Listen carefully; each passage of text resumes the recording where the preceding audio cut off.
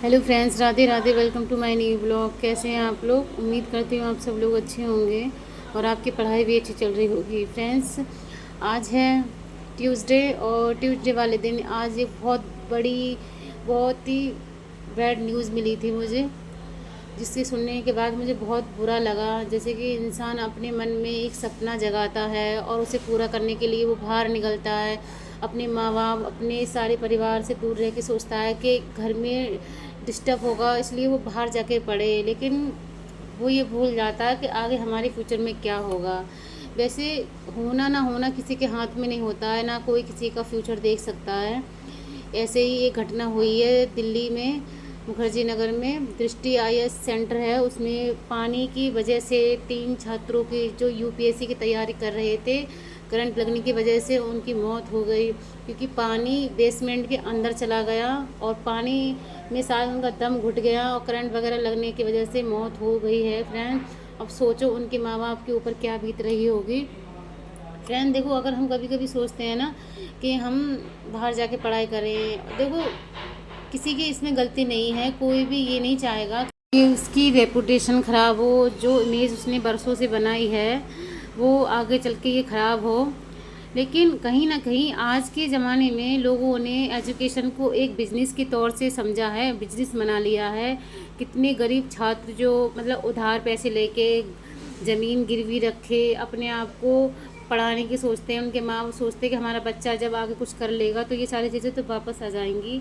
लेकिन कहीं कहीं ऐसा होता है कि सब कुछ जानने के बावजूद भी इसके मतलब एक्शन नहीं लिया जाता। अगर उस सेंटर में पहले भी ऐसे कुछ एक्सीडेंट हो चुके हैं फ्रेंड, और उसके बाद भी कुछ भी मतलब इसके लिए एक्शन नहीं लिया था, और अब तो सारी हदें पार हो गई।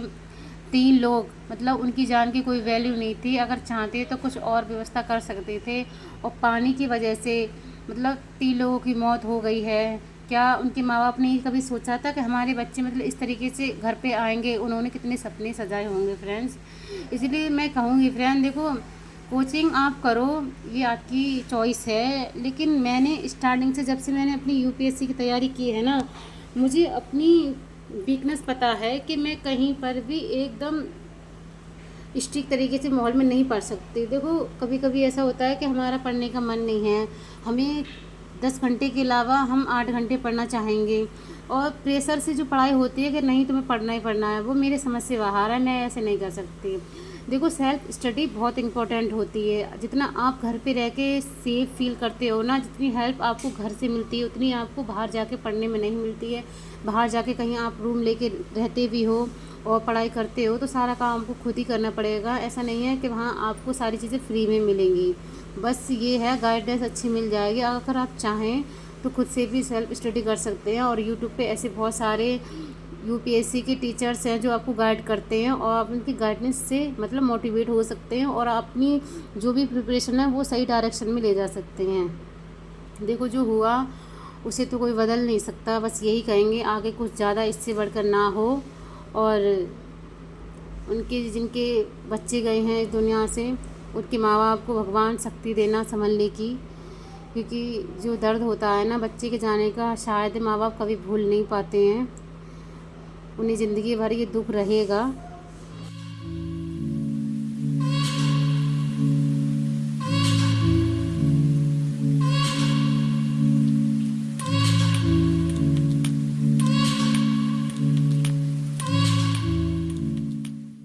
फ्रेंड्स, आज सुबह मैं उठी, उसके बाद मैंने सारा काम किया, फिर मैंने अपनी पढ़ने की तैयारी कर ली। सबसे पहले मैंने सोचा, थोड़ा बैक पेन हो रहा था तो मैंने नीचे बैठ के पढ़ाई की। उसके बाद मैंने अपनी वही जो मेरी जगह है सही, वही बैठ के मैंने पढ़ना स्टार्ट कर दिया।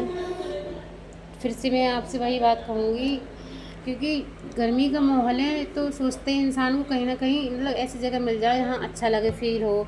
तो मैंने आज सोचा ज़मीन पे बैठ के पढ़ाई करती हूँ, लेकिन कहीं कुछ भी आराम नहीं मिल रहा था फ्रेंड्स। फिर भी मैंने सोचा आज, कल मैंने इसके 4 चैप्टर क्लोज किए थे और आज भी मैंने ये सोचा था, लेकिन इसके आज सिर्फ ज़्यादा चैप्टर क्लोज नहीं हो पाए फ्रेंड्स। ये मतलब 3, हाँ 3.5 मैंने पढ़ लिया बस।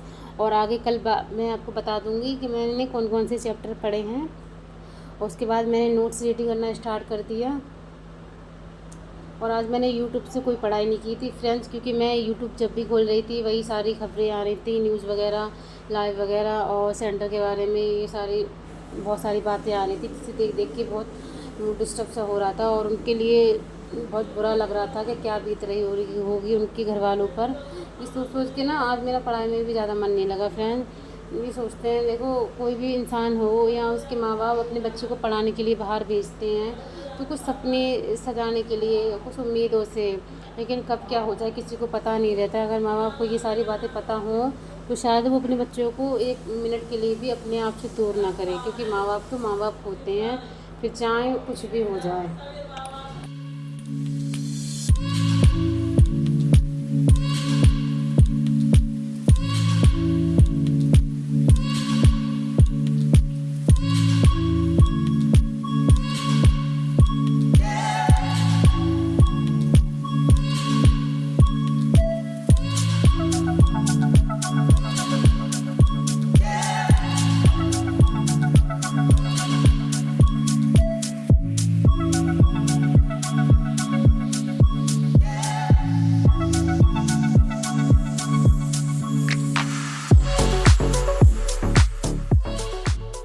सेल्फ स्टडी का मतलब होता है फ्रेंड्स कि खुद को गाइड करना, खुद को ये अंडरस्टैंड करना कि हमें आगे पढ़ना क्या है, और सारी चीज़ों को खुद ऑटोमेटिक करते हैं ना तो कुछ चीज़ों को ऐसा होता है कि हमारे माइंड में एकदम अच्छे से छप जाती हैं।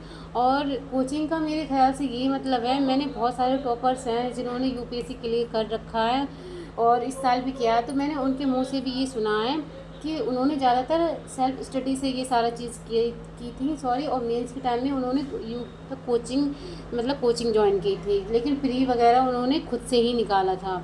आधी उनकी जो यूपीएससी की प्रिपरेशन होती है वो आधे खुद से ही करते हैं। तो आप कोचिंग के भरोसे ना रहा करो फ्रेंड्स। अगर आपके पास फाइनेंशियल प्रॉब्लम है तो इस चीज़ को लेके आप ये मत सोचो कि आगे आपकी तैयारी नहीं हो पाएगी। अगर आप खुद पे आपको कॉन्फिडेंस है, सेल्फ कॉन्फिडेंस रखना बहुत ज़रूरी है कि आप खुद से कर सकते हैं और खुद रीड करेंगे, खुद अच्छी चीज़ मतलब सारी चीज़ों को अच्छे से समझेंगे तो आपका हो जाएगा। ज़रूरी नहीं है कि आप कोचिंग लेंगे, आपके पेरेंट्स इतने मतलब पैसे वाले नहीं हैं तो आप उनके ऊपर प्रेशर दें कि 2-2.5 लाख रुपए आपको चाहिए। सोचो अगर आपका फर्स्ट टाइम नहीं निकला तो क्या फिर से आप डिमांड करेंगे माँ बाप से? इतना वो कहाँ से कर देंगे। इसलिए सबसे बेस्ट होता है यूपीएससी की तैयारी अगर करनी है ना तो आगे चल के आपको खुद का दिमाग लगाना पड़ेगा हर चीज़ में। इसलिए अपने दिमाग को दौड़ाना सीखो, उसे कहाँ यूज़ करना है, किस चीज़ पे यूज़ करना है, कैसे क्या निकालना है, सारा बजट वगैरह खुद से बनाना सीखो आप। जितना आप अपना दिमाग लगाओगे ना उतना आपका दिमाग तेज़ होगा। अगर कुछ चीज़ें आपको समझ में नहीं आती आप छोड़ देते हैं, आप सोचो कि आपको करना है तो किसी भी हाल में करना है तो आपका हो जाएगा फ्रेंड्स।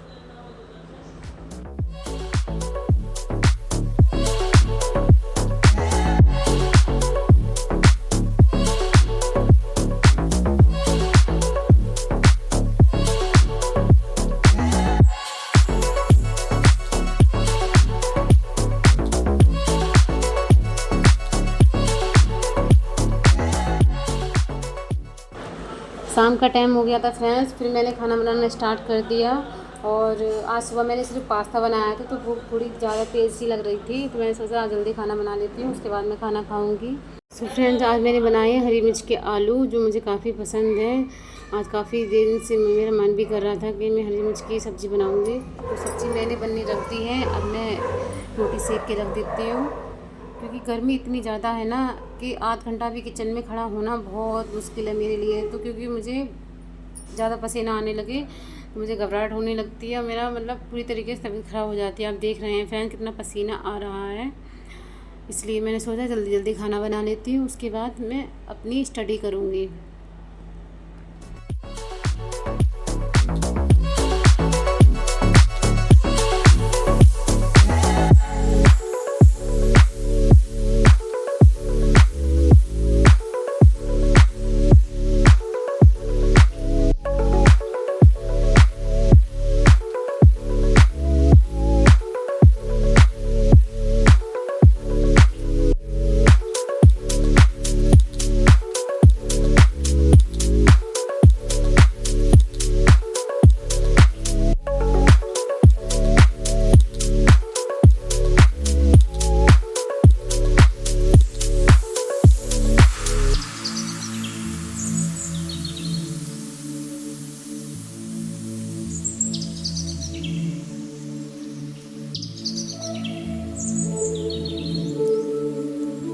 खाना बन चुका है फ्रेंड्स। मैंने सोचा बर्तन भी साफ़ करके रख देती हूँ। जो भी काम है मैं फटाफट करती हूँ, बिल्कुल भी टाइम वेस्ट नहीं करना है फ्रेंड। देखो जो भी है आपको ही करना है, तो क्यों देर लगाना, इसलिए जितना हो सके अपनी टाइम की बचत किया करो और जितना हो सके आप फास्ट काम किया करो ताकि आपकी टाइम की बचत हो। अब बर्तन साफ़ हो चुके हैं फ्रेंड्स, अब मैं फ्री भी हो चुकी हूँ, अब सिर्फ चाय बनानी है।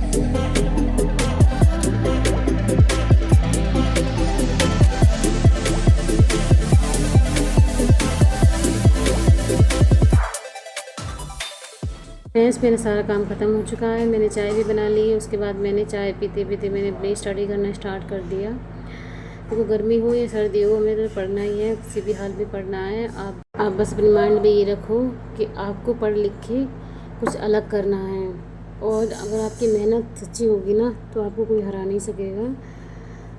फ्रेंड्स अब मैं अपने ब्लॉग को यहीं पर समाप्त करती हूँ। अब हम मिलते हैं अपने अगले ब्लॉग में। तब तक आप अपना ध्यान रखना, अपनी पढ़ाई अच्छे से करते रहना और जितना हो सके हर उस चीज़ से दूर रहना जिससे कि आपकी पढ़ाई में बाधा आती है और आप पढ़ने के मूड में नहीं रहते हैं।